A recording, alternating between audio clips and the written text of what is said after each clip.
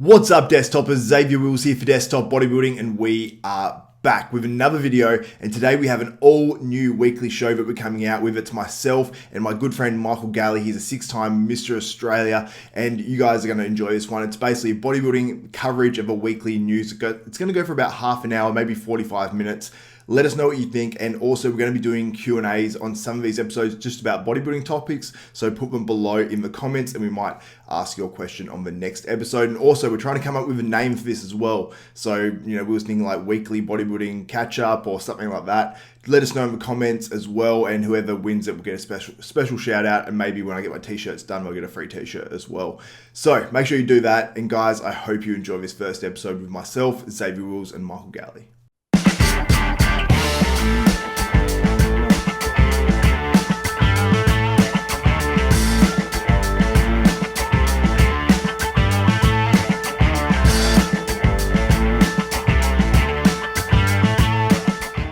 What's up, Xavier Wills here for Desktop Bodybuilding, and I'm joined today by Michael Galley. Now, many of you might not know Michael because this is obviously a worldwide channel and only 8% of our viewers are from Australia. But Michael Galley and I used to record a podcast on RX Muscle Australia, on other websites as well, talking about bodybuilding, and it was pretty popular, wasn't it, Mick? But how are you doing, and are you excited to do this again?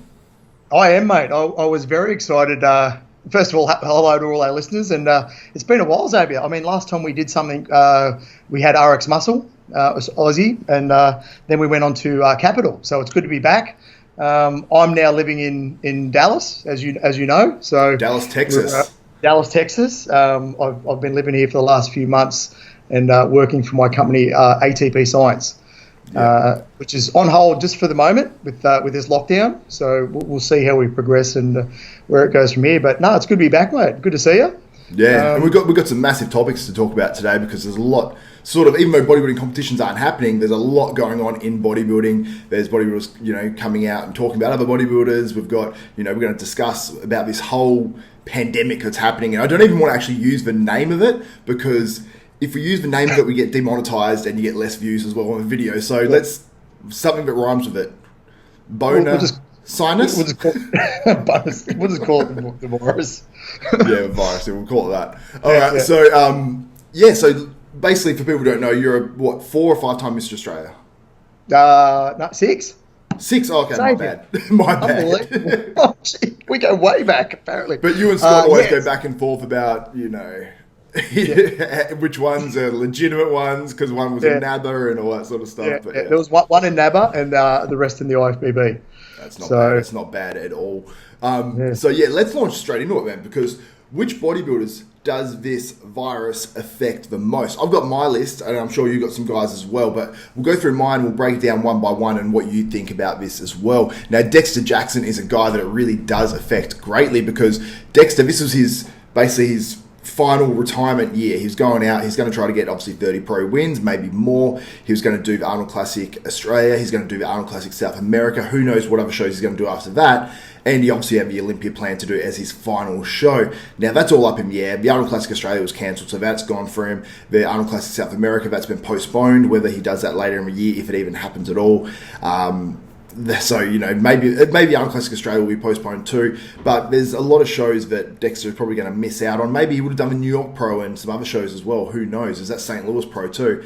So I think this really hurts Dexter, and it really puts in jeopardy that if we'll potentially ever see Dexter compete again, if, this whole virus thing goes on and the Olympia was cancelled, God forbid. How much do you think Dexter is hating this? Because I even saw him comment under a photo, like a crying face when one of the shows was cancelled. So he's obviously not liking it. Yeah, it'll be difficult for him. I think I made a comment after the Columbus Arnolds. I mean, he got second there. He looked amazing. I thought he was definitely improved from the Olympia. So going to Australia, and Bonac was going there as well, it would have been very close between those two again. Heading to South America, I don't think Bonac was going to do it. So Dexter probably odds on was going to take that one and take him to 30 wins. And that would have been, That would have been 10-time Arnold Classic champion as well. Yeah. Which is pretty damn awesome. And I can't see that being broken. So, I would say that would have hurt a little bit. Definitely. Yeah, we don't know what's going to happen with the end of the year so far. I do hope he gets another chance to get on stage. Yeah, likewise. Now, Victor Martinez, this was apparently going to be his last year. Potentially the Arnold Classic was going to be his last show, but I think he was going to do more. This could be the end of the career for Victor Martinez as we know it, and it sucks to see these guys go out in shows where they don't even expect it to be their last show and they don't get to announce it. So do you think we'll see Victor Martinez on a bodybuilding stage ever again? I hope so. I would love to see him maybe once more if these shows go ahead towards the end of the year, whether it be the New York Pro, whether they go ahead with Tampa, anything like that. I do hope we will, and I think it's a pretty safe bet that he will get up there. Dexter did look good at the Arnolds. You know, he wasn't the he wasn't the Victor of old, but he was improved from last year again. He was very round and he was a lot bigger than last year as well. So I hope we do. I sort of disagree. I thought last year he was bigger, in my opinion, in the Arnold Classic, because he did the Arnold last year, and I was impressed. He looked quite full. He looked like he could have been a bit sharper. This year I thought he was a bit sharper, but maybe sacrificed a little bit of fullness. That was my opinion, but... Well, you might have to get some comparison photos together and stick them up as we're talking about this. So we're at 5 minutes in recording, so I can't remember that. So, but yeah, I did think there was... this year I think he was just a little bit too small to be ranked much higher than he was, but I think he got the right placing. I think he placed 9th, just ahead of Patrick Moore by I think a point or two. So I think he sort of got the right placing there because the guys above him was Max Charles and, you know, Akeem Williams and all those bigger guys. Another guy that I think this really does hurt is Josh Lenartowicz, because he did the Arnold Classic in Columbus sort of as a show because he said he was going to do it, he wanted to commit to it, and he'd been through a lot health-wise, and then, you know, he was going to bring something better to the Arnold Classic Australia, and then he said Arnold Classic South America would sort of be his best. It puts him in a really tough spot because he's been through all these health issues and he's had a really hard run at it, and now these shows to be taken away from him, it makes it hard to know what Josh is thinking, what's going through his head right now. I've got to obviously message him and see where he's at and what he's thinking in terms of comps and if he's going to continue to prep or what he's actually going to do, because for someone like Josh, if I was him, I wouldn't know what to do right now. I guess I'd just try to be putting on size and hoping the shows come back later in the year. But what do you think about Josh and how much this actually hurts him? It's hard to say, mate. I'm not sure exactly what he was going to do after Columbus. I'm not sure if he actually had decided the next day or the day after to even shut down the other two comps. I don't know. I'd probably like to see Josh maybe take the rest of the year off, get back that size that he lost, get that back on and have another crack, hopefully the start of next year. I think that'd be a great option for Josh to get into. Yeah, for sure. I agree. Jake Nikolopoulos, he's making his pro debut at the Arnold Classic Australia. That was taken away, obviously, the last minute. Jake looked tremendous. Like, this was the best Jake I think we've ever seen. What's your thoughts on Jake Nikolopoulos? He was an Aussie, obviously, making his pro debut, and I think he was going to make at least some sort of impact where people stood up and goes, wow, this dude's good. Yeah, I'm a big fan of Jake. And, I mean, luckily, he's an Australian boy. We follow him on Instagram all the way into the show, and his improvements were crazy from last year. I think it was awesome that Tony got him to guest pose at the recent Arnold's Amateur. That was held in Australia. He looked amazing. He put on a lot of size. He was very thick. I don't think Jake will do anything this year because his girlfriend is due in the next couple of weeks, I think, with their firstborn. So I think that'll probably take Jake out for the rest of the year. But if Jake can make those improvements like he did in the past year into next year, I think we're going to see him right up there in some good placings in some shows. He's got a lot of potential. Yeah, some of the small shows, I think we can definitely see him top 5 in terms of pro shows, and then, maybe even challenging some of these sort of guys that miss the mark slightly in the bigger shows. So he can beat potential big names if they miss the mark slightly. Like guys, for example, that I think about him standing next to it and beating potentially if they come in just miss their mark slightly is guys like Max Charles, who really impressed at the Arnold Classic in Columbus. But, the versions of Max we saw late last year where he's placing still well and still looking good, but placing 4th, placing 5th and stuff like that in some small shows, I think Jake can take out guys like that, in my opinion, because he's really good. And if he comes in harder, and even if he's not quite to the level physique-wise of some of these top guys, I think he can take him out based on conditioning. And we saw that with Patrick Moore at last year's Olympia. So yeah. I agree 100% with that. Yep. Another guy, Blessing Awardaboo, he's going to see his pro debut at the Arnold Classic Australia. I'm disappointed not to see it because Blessing is a character. He's great for the sport. He brings more people to it. So I'm upset about that. And obviously he's making his pro debut. He was pumped for that. He didn't get the invite to the Arnold Classic in Columbus, which he was hoping for. And obviously he would have been making his pro debut there. He would have actually been able to make his pro debut. He doesn't get to now. And now I suppose it's up in the air for him and what he's actually going to do. Did you see the video footage that Aaron Singman put up the other day on his Instagram? I might have. I'm not too sure. Yeah, he was doing a back double bicep and rear lat spread, I think, and he looked amazing. He because I hadn't seen anything of him for a few weeks previous to that. And I was pretty blown away. I think he would have done really well down in Australia. So, I mean, again, he's another guy that's he's copped it on the chin well. He'll go on. Hopefully, like we've kept saying, there'll be shows at the end of the year. But, yeah, that'd be tough because, yeah, he did look really good.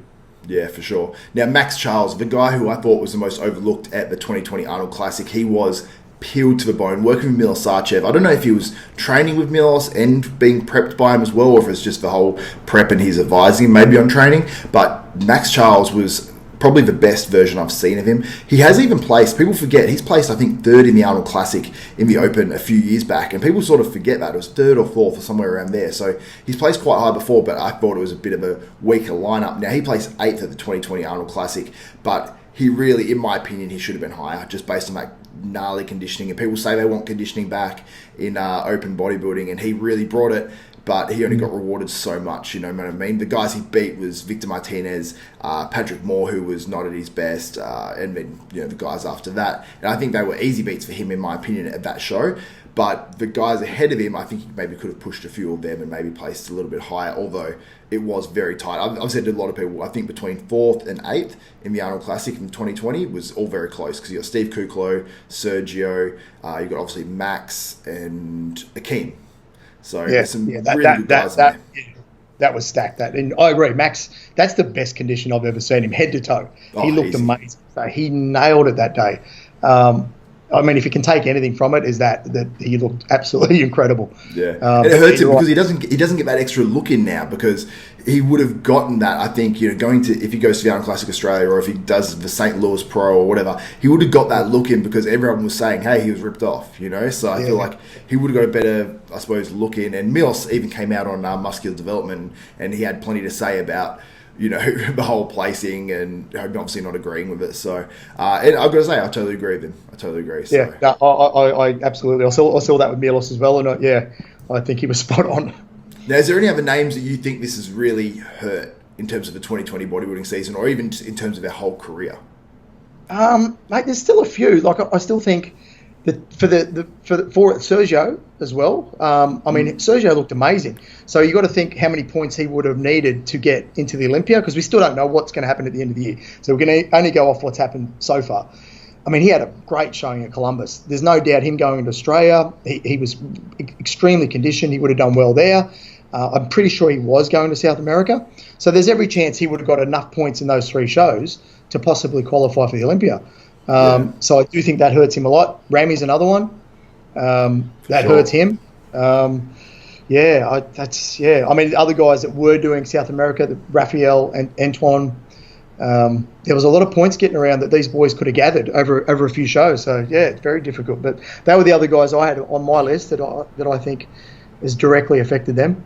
Yeah, absolutely. I agree with those names as well. But let's move on. Let's discuss guys we were most looking forward to seeing in 2020. Now, we don't know if we will see these guys, if we won't see these guys. I mean, I've read articles about this whole thing saying that, you know, if this whole virus gets mutated, then it could potentially, you know, be an 18-month thing, not so much a few-month thing. So we don't know how long things will be. So just say the whole 2020 bodybuilding season is gone. Which guys we were most looking forward to seeing? Now, I hope that doesn't happen, but it is a potential. It is a possibility. Now, Samson Dowder, I was helping him a little bit with his prep. Now, he was going to do that. He's hoping to get an invite to the Arnold Classic Australia. It didn't happen. He got an invite to the Arnold Classic South America. He was going to do a bunch of other shows around then as well. I was really looking forward to seeing him, obviously, because I was helping him a bit, but he was looking sensational. He was up like a crazy amount. We started prep at, I think, 312 pounds, not fat, and he looked really good. And last year, people forget, he placed second to Nathan Diash at that British Grand Prix. He beat some good names like James Hollingshead and a heap of other names in there. So he's a good competitor. He's one of those guys, I think he peaked at that first show last year, the British Grand Prix, and then he sort of faded in a few other shows coming afterwards, but still placed relatively well. But he's a guy that I was really looking forward to seeing. I don't know if you're too familiar with Samson or not. Only a little bit, yeah. But I was really looking forward to seeing him. Rafael Brandao, now he's a guy I was super looking forward to seeing. He's only about 25, 26 years old now, prepped by Chris Aceto, and Chris even said on an Instagram live I was watching this morning, only about an hour or two ago, but he said, Raphael is now like a monster. Like he is now has that pro size. And last year, that was the one thing. It was last year before he got knocked on, just saying that, you know, he looks awesome. His shape's amazing. He just needs that bit more size. And Chris Aceto saying he had that size. He was going to do the Arnold Classic South America too. And I'm so disappointed if we don't see him this year, because he's training. I don't know if he's living there, but he's training out of Flex Lewis's the Dragon's Lair gym. Did you see that? Yeah, I've seen a fair bit of that footage that goes up on both their Instagrams, which is really good to see. And yeah, you're right, Raphael was looking amazing. Yeah, I hope we get to see him. Antoine Valiant, now he's a guy that I think is really underrated. Now he's one of the guys that went up to over 300 pounds, and some people saying that's maybe not a good idea. I think that, you know, him living with Quinton Araya, he's another guy on this list as well. I think they just sort of push each other. I think Antoine was going to bring his best ever by far. While he's prepping last year, and I think he tore his bicep, he was looking really, really good. And the year prior, in his comeback, he placed top 5 in shows, and I thought he looked sensational. And he's got a lot more size now. So I was super excited to see what Antoine was going to look like, and hopefully we still get to see it. But what do you think of Antoine and what he could have brought this year? I was looking forward to that as well, mate, because you've got to remember last year he tore his bicep as he was coming in. So he had to recover from that, repair, get back into it again, prep again. He's coming close to another show, then it gets cancelled. So luck really hasn't been on his side, but he had packed on a lot more mass again. His photos and video footage leading to the show, you couldn't fold him. He was spot on where he needed to be. I think he would have been right up there, and he's a character. I mean, he's got a lot of fans in this sport. If you watch his Instagram, he's very funny. He actually put up a very good one today of doing cardio at home. I don't know if you've seen that one yet. No, I haven't. Okay, well, have a look when we've finished here, or anyone listening, jump on Antoine's Instagram and have a look at his video footage of doing his sort of cardio at home. It's quite funny. Yeah, it would have been funny, no doubt. Let's move on. Quinton Araya, who is his housemate, who I'm trying to think how old Quinton is right now. He's around like 25 years old too, and the improvements he's made in the last few years are incredible. And honestly, this is a guy that I don't say this much about many guys that are coming up, but I think this guy can be a future Mr. Olympia. He's got a tiny waist, flaring round quads. He's just got that, you know, awesome, amazing shape, and he's still so young. And he seems like he has his head screwed on really well as well. He seems positive about the whole industry, you know, but we talk quite a bit, and he just seems like he's got it mentally, physically. The improvements he's made over the last few years is incredible. And he placed, at 24 years old last year, he placed top 5 in pro bodybuilding comps. That's pretty incredible, and I think he's sort of gone under the radar a little bit. So I think Quinton Araya, I'm so looking forward to seeing what he looks like. And I even asked him, I said, what are you doing with prep? And he's just like, I said, well, what do you think's going to happen? And he's like, I don't know. So he's not sure what's happening, and I don't think anyone does. So. No, that's very frustrating. Imagine being that. Imagine being one of the top pros, and it's very and any sport. Let's face it, this has affected every single sport that we know, and we've spoken about this before we recorded. It would be that frustrating not knowing when do you start prep again, or are we going to prep this year? Are we going to compete this year? You know, is it all off to next year? That's a frustrating thing. It affects everyone, mate. So, yeah. Did you have any more on your list? Yes, I've got James Hollingshead. He's another one I was looking forward to seeing, working with Chris Aceto. It'd be interesting to see what he was actually going to do in terms of improvements and stuff. What do you think of James's physique? I'm a big fan of James. Yeah, I think he looks amazing. I crept an eye for him last year and saw how he went and stuff like that. I'm pretty looking forward to seeing how he was going to go this year. So hopefully he gets a chance. I know Aaron, our friend, an Australian pro, Aaron Pilates, is good friends with him and has a lot of nice things to say. So yeah, for sure. Another guy, Tim Budesheim. He's a guy that competed last year, and he looked absolutely sensational. I think he has a really pleasing physique. Are you familiar with Tim? I do remember him competing last year. I do remember he was quite big, very thick muscled, and came in very good condition too. Yeah, he really did, and I was impressed, and I think he sort of got overlooked by many guys as well, you know, just many fans that are out there, because he didn't, you know, I think he placed second to Patrick Moore at that California Pro, but many said that he could have actually won that show. So he is a very good bodybuilder, and, you know, Patrick Moore placed top 10 in the Olympia, so you got to sort of look at it that way and go, okay, this dude's pretty legit. Yeah, exactly. Do you have anyone else that you were really looking forward to seeing in 2020? Mate, I did. We don't know what's going to happen yet with Shawn Rhoden and his case. And the problem with this virus is now that's going to be pushed back even more. I mean, there's no set date, but whenever it is, it's going to be pushed back. So I was really hoping that case was going to go ahead. They were looking, I think it was maybe April or May, trying to get something in. As long as he got past it, and I really hope that it does work out for him, but he was one I was hoping, okay, let's get that done, get back on the Olympia stage and see where we're at. I know he's been training very hard at a gym called BSF Fitness in LA. So Lindsay, who's a friend of mine, actually owns that gym. So we talk every now and then, and if you see Shawn's Instagram, he's actually quite big at the moment, so he hasn't let himself go backwards in any way in this, if you call it the off season. So I don't know. That's another one. We just don't know what's going to happen there. But another one, obviously with me, same Antoine Raphael, Flex Lewis. Yeah, I was really looking forward to seeing him because he has to qualify, doesn't he? No, he doesn't. He got a special invite from the Olympia. Did he get one? Okay. Yeah. So that would have been seeing Flex. I mean, we don't know what weight he's going to be at, but he's going to be at least another. You've got to think maybe 15, 20 pounds above his 212 Olympia weight, which is impressive. So I was really looking forward to seeing Flex on that Olympia stage, battling it out, and I think he's going to place really well. So that's another guy that's going to be. It's going to be pretty upsetting for him not knowing. That's the hardest thing, is the not knowing. Yeah, and people say, I heard Dave Palumbo make the argument saying that, to people would have talked to him about it, and he goes, well, keep prepping. He's like, worst comes to worst, you look really good, but you forget about the sacrifice of prepping. I prepped for these comps, and I was pretty, I wouldn't say heartbroken, but I was upset that I didn't know if it was going ahead, and then I did pull out in the end because I didn't know if the comp was going to be on, and a few other health things as well in the family that I just wasn't prepared to expose them to. So it was, I prepped all that time. I did one contest, but it was literally just to qualify. So for me, I was like, that sucks.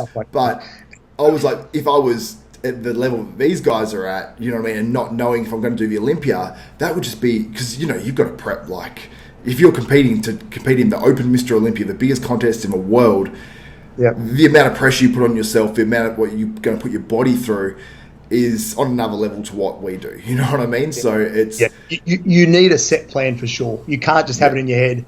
Hopefully the comp's on.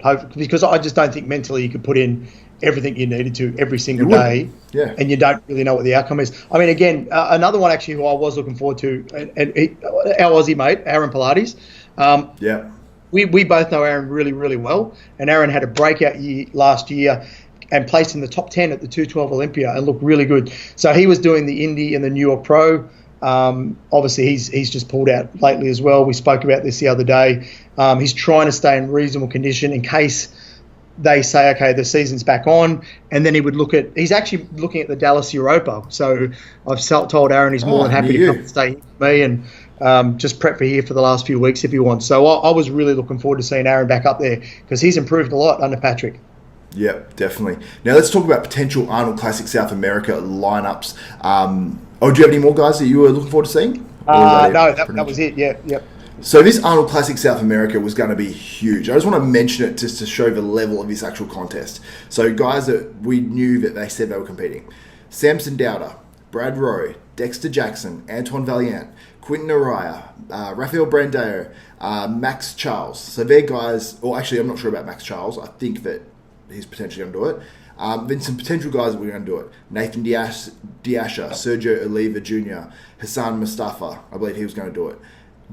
That's just the names that I know of. That was going to be a stacked lineup. That is crazy. We might have seen a big Ramy jump in there. We might have seen some other guys as well. It's so unfortunate that comp's not happening because it was stacked, and I'm assuming, a few weekends later, around the Indy Pro as well and the New York Pro, they were probably going to get a lot of these competitors going there. And I was so excited for the 2020 contest season because the quality of these lineups was going to be probably the best we'd seen in years, in my opinion. Now, what do you think about that lineup and what that would have meant for bodybuilding? Because I thought 2020 was going to be the strongest bodybuilding season we'd seen in a long time. Yeah, just the names that actually confirmed to do it alone was probably the best lineup that South America's had. You throw in names like possibly Ramy, possibly Sergio if they're trying to get more and more points, and then you've got a killer lineup. I would have had Dexter, probably odds-on favourite to take that. We all know Dexter gets better and better and better as the shows go on, but I think that would have been a very good show for Raphael to really stand up and stand out. Possibly his breakout competition would have been that one. And that's a shame. So, yeah, it's a tough one. For sure. Now, I want to move on to a few other topics, and we're going to bust through these pretty quick because we're already at the 25-minute mark. But you mentioned before Shawn Rhoden and how this is going to hurt him, because Shawn Rhoden's case is likely to be delayed quite a bit now, depending on how long everything goes on for and how long it takes to get back to normality. Now, if his case gets put off, then he's obviously got to go through the case and has to be proven either innocent or not guilty for him to actually be reinstated to be able to compete in the IFBB. Now, he was hoping for this year. He said he was hoping to get on stage this year. That looks extremely unlikely. It looks like it's almost impossible at this stage. So that puts it back to next year. And you've got to remember that Shawn Rhoden isn't getting any younger. I mean, do you remember how old he is? 46 or so? I think he is 46 this year. So imagine it gets delayed another 2 years. He gets to 48 before the case is finished. It gets hard to come back and win an Olympia at 48. We see Dexter Jackson, what he's doing at 50. Shawn Rhoden isn't that far off it, and we sort of forget that what Shawn Rhoden is even doing at his age is pretty crazy. So do you think this means that Shawn Rhoden might never compete again if this gets drawn right out for a few years, or do you think that he would come back regardless? I mean, I hope not, because I'm a big fan of Shawn. I think he looked amazing when he won the Olympia. If he is innocent, and I think he is, that's just my opinion. This would be heartbreaking for him to sit out, obviously, all of last year. Possibly this year. I mean, we don't know. But, yeah, you're right. I think even if the case was to be set in a couple of months when this virus all blows down, it probably will get dragged out for a while. I think most top Olympians would start prepping around maybe late April, May, stuff to really get ready for it. So, yeah, it's a hard one. I hope we see him back on stage, man. But this year, the longer this virus drags out, the less likely it is for this year. For sure. And I really hope Shawn Rhoden's career isn't over, because that would just be a shame based off this whole virus that's going on right now. So I hope to see him back on stage. And Shawn, if you by chance watch this, we both hope to see you up on stage and winning an Olympia, because that would be quite a story after, everything he's been through, going through this whole case, virus popping up. And then if he came back and won the Olympia at a pretty mature age as well, that would just be next level. So I'm praying and hoping for that. But let's move on. Now, Gregg Valentino, the man whose arms exploded, he has got throat cancer, which is really unfortunate, and he's had surgery on it. And it seems like he's sort of recovering okay, and we've heard this from Dave Palumbo, but this is pretty crazy because he was on the RX Muscle After Hours show saying that, he's got to check up on it and blah, blah, blah. And he ended up being cancer, and it ended up being quite serious. So have you heard much about this? Only little bits, to be honest with you. I saw the updates and things like that as well, but I don't mind Greg. I've been watching him on the After Hours on RX, and I get quite a good laugh out of him as well, because you got to remember Greg's been in this industry way back. We're talking, in the late 70s and that. So he's got a lot of good stories to tell. I love listening to his story. So I hope Greg has a speedy recovery. I don't know what his recovery time from it and things like that as well. But yeah, let's hope he's back on the After Hours podcast soon, because I do enjoy listening to what he's got to say. Yeah, I didn't used to enjoy him, listen to him as much, but I really actually enjoy him now, because I think I used to read his Rambling Freak column in MD and used to be like, this guy's a bit over the top for me, but then now I've heard him, and I've heard him quite a lot now, and I'm like, I really do enjoy listening to Gregg Valentino. So. I think it's different than reading than what it is now, where you like this, you can see someone and you can hear them talk. It just puts it puts everything in a whole different perspective. But he's just got. I've never heard someone who's got so many stories to tell in the industry from all the top guys. It's unreal. It's cool. It's very entertaining. For sure. Let's move on. Next topic. So Patrick Moore versus King Kamali. This all played out. So King Kamali basically did. I've also got a video that's just gone up on this as well on the Desktop Bodybuilding channel. King Kamali basically came out and said Patrick Moore, he's not a men's open bodybuilder. He should move to classic physique. Go try to challenge Chris Bumstead and Breon Ansley. Basically said all that. And this is coming. He's giving this to a guy who placed 10th at the Olympia, just gone. Yeah. You'd have to say Patrick Moore is probably a top 15, top 20 bodybuilder in the world. He's a top 10 bodybuilder in the world by the Olympia, but with the names that were out, whatnot, whatever. Now, could you ever see Patrick Moore actually being able to make the classic physique? Because apparently he is 31 pounds over. Yeah, no, not at all. I heard that interview, and well, not the interview, the talk that Kamali did, and all respect to Kamali for what he's done in the industry, but Patrick cannot drop 30 odd pounds of muscle. There's just no way. He would look terrible at 30 pounds loss on a classic stage. I think Patrick still, he didn't have the showing he wanted at Columbus, but Patrick's a damn good open bodybuilder. And he's doing things slowly, he's under a good, he's got Chris Aceto behind him as well. I think keep going the way you are. There's no doubt we're going to see Patrick right up there. There's just no doubt about it. I think as well as I do, if he dropped the classic, that's suicide. Oh, absolutely, definitely. Now, I've got video up as well, so if people want to watch that, the link is in the description of this video. And I want to mention one more thing before we wrap up this show, because we're trying to keep it to about 30 minutes. We're about to hit that 30-minute mark. Christian Caldwell, he won the, I don't know if you call it the Arnold Classic Amateur or what you call it in Australia, because it wasn't with the Arnold Classic. So, I don't know.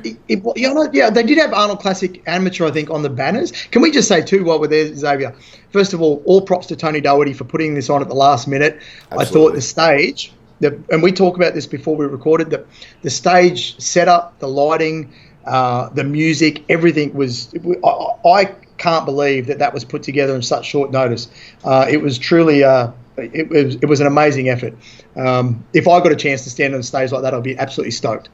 Yeah, for sure. And I was meant to do that show, but unfortunately couldn't. But yeah, Tony did an amazing job putting that all together. And I think he copped a bit of heat because it's like, is that responsible and whatnot? But we saw NRL games, AFL games and everything going on that weekend, which is contact sports. Bodybuilding, you're standing up there posing. So you're not tackling someone on stage.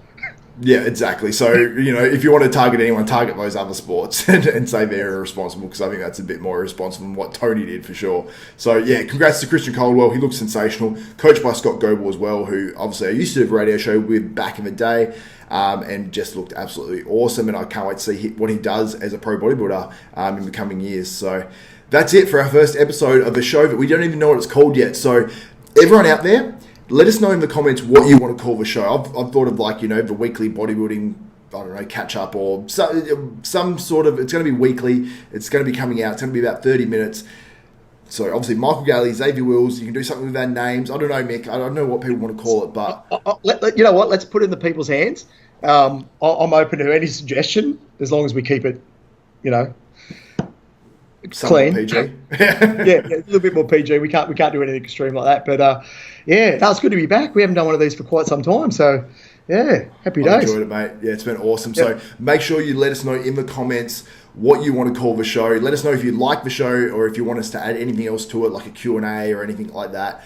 Let us know in the comments. So that's it for the first episode of whatever this show is going to be called. For Xavier Wills, Michael Galley, make sure you click the thumbs up, subscribe, hit the notification bell button, all that good stuff, and we are out.